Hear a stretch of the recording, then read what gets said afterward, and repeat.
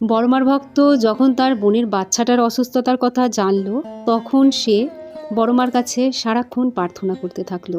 সে রাতে যখন ঘুমাতে গেল তখনও বড়মাকে প্রার্থনা জানালো যে বড়মা তুমি ওকে ভালো করে দাও, সুস্থ করে দাও।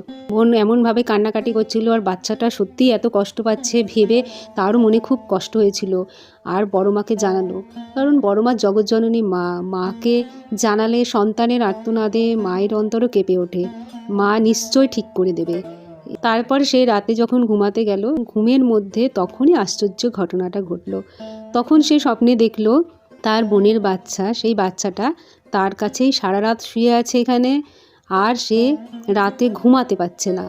কারণ বড়মা তাকে জানালো যে ওর শরীরে ওষুধের ডোজ বেশি হয়ে গেছে, যার জন্য ওর সমস্যা হচ্ছে। তারপর তার হঠাৎ করে ঘুম ভেঙে গেল, দিয়ে আবার সে কিছুক্ষণ জেগে থেকে ঘুমিয়ে পড়লো। সকালে সেই কথাটা সে তাই ভাবছে।